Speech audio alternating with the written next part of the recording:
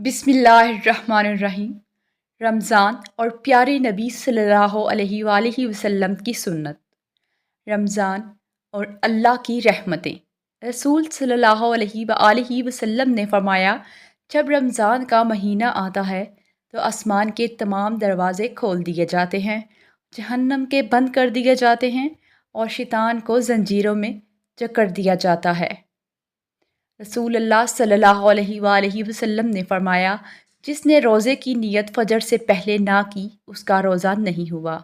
यानी कोशिश करें कि फ़जर की नमाज से पहले पहले किसी भी वक़्त नीयत कर लें, यानी दिल में सोच लें कि मैंने रोज़ा रखना है।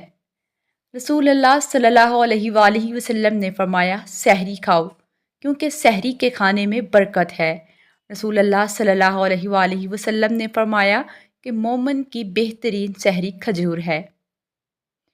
रसूलुल्लाह सल्लल्लाहु अलैहि वसल्लम ने फरमाया, दीन उस वक़्त तक गालिब रहेगा जब तक लोग इफ़्तार करने में जल्दी करते रहेंगे, क्योंकि यहूद व नसारा देर से इफ़्तार करते हैं।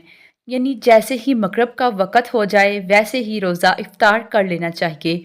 कुछ लोग इसलिए इफ़्तार में ताख़ीर करते थे कि वो सोचते थे कि उससे दुगना सवाब मिलेगा, हालांकि ऐसा कुछ नहीं। रसूलुल्लाह सल्लल्लाहु अलैहि वसल्लम नमाज से पहले ताज़ा खजूरों से रोज़ा इफ़्तार फरमाते। अगर ताज़ा खजूरें ना होती तो खुश्क खजूरों से इफ़्तार फरमाते। ये भी ना होती तो पानी के चंद घूंट पी लेते।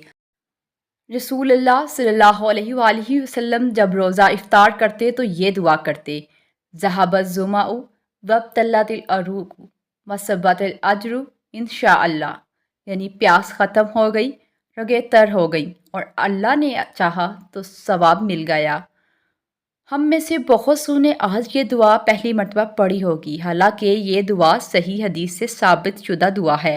वो जो हम दुआ पढ़ते रहते हैं, जो टीवी किताबों पर लिखी होती है, वो किसी भी सही हदीस से साबित नहीं है।